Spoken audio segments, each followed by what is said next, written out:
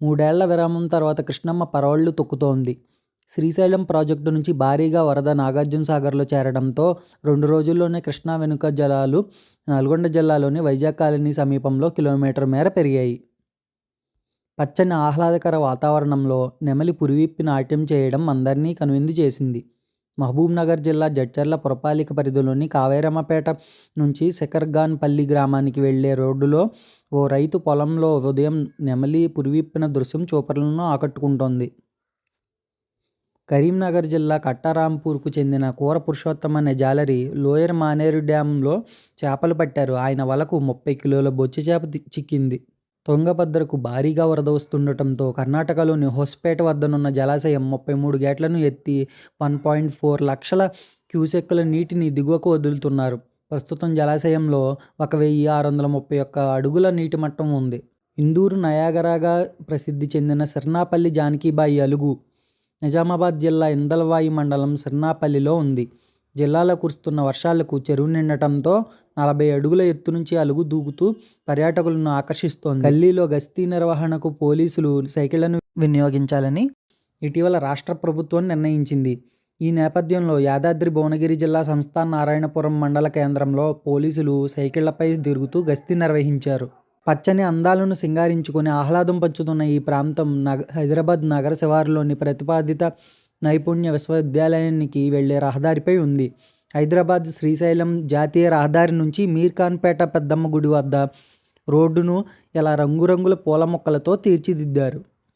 హైదరాబాద్ చైతన్యపూర్లోని తెలంగాణ సాంఘిక సంక్షేమ గురుకుల మహిళా న్యాయ కళాశాలలో బుధవారం వీడ్కోలు సమావేశం నిర్వహించారు. పీజీ చివరి ఏడాది విద్యార్థులకు వీడ్కోలు పలికారు. విద్యార్థులు సీనియర్లతో స్వీయ చిత్రాలు తీసుకొని సందడి చేశారు. ఆదిలాబాద్ నిర్మల్లో ఇస్తున్న ఉపాధి శిక్షణ వారిలోని సృజనాత్మకతను వెలికితీస్తోంది. ఇటీవల వారు శిక్షణలో తయారు చేసిన సూక్ష్మ కళాఖండాలు అబ్బురపరుస్తున్నాయి. కళాకారులు తయారు చేసిన పరికరాలను న్యూస్ టుడే క్లిక్మనిపించింది. మహబూబ్ నగర్ శ్రీశైలం ప్రాజెక్టు వద్ద పర్యాటకుల సందడి పెరిగింది. 3 రోజుల నుంచి గేట్లు ఎత్తుతుండటంతో జలకళను చూడటానికి సందర్శకులు పోటెత్తుతున్నారు. యువత, పిల్లలు, మహిళలు జలాశయం వద్ద ఉత్సాహంగా గడుపుతున్నారు. విశాఖపట్నం నిత్యం పర్యాటకులతో కళకళలాడే సరియా జలపాతం ఇటీవల కురిసిన వర్షాలకు మరింత అందంగా పర్యాటకులను మంత్రముగ్ధులను చేస్తోంది. అనంతగిరి మండలంలోని జీనబాడు పరిధిలోని ఈ జలపాతం ప్రస్తుతం పర్యాటకులను ఆకట్టుకుంటోంది. ప్రకాశం 2024-25 విద్యా సంవత్సరానికి సంబంధించి ఇంజనీరింగ్ మొదటి సంవత్సరం ప్రారంభ దినోత్సవాన్ని ఒంగోలు సమీపంలోని రైజ్ కళాశాలలో బుధవారం ఘనంగా నిర్వహించారు. ఈ సందర్భంగా విద్యార్థులు ప్రదర్శించిన సాంస్కృతిక కళా కార్యక్రమాలు ఆకట్టుకుంటున్నాయి. ఖమ్మం కొన్ని రోజులుగా కురుస్తున్న వర్షం తెరపివ్వడంతో చిన్నారులంతా ఖాళీ స్థలాల్లో ఇలా సందడి చేస్తున్నారు. అశ్వారావుపేట శివయ్య వీధిలో చిన్నారులు సరదాగా తొక్కుతున్న ఈ సైకిల్ ఆట చూడముచ్చటగా అనిపించి న్యూస్ టుడే క్లిక్మనిపించింది. ఆదిలాబాద్ ఏటా వర్షాకాలంలో పూసే రాఖీ పుష్పం రక్షాబంధన్ పండుగకు ముందే వికసించింది.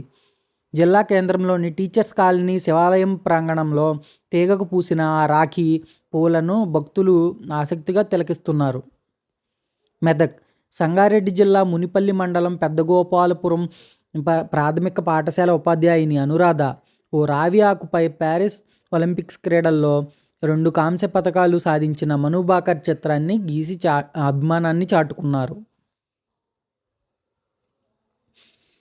మీకు మరిన్ని వీడియోలు అందించడానికి నేను ఎంతగానో ప్రయత్నిస్తున్నాను. కాబట్టి please subscribe to my channel. Thank you so much.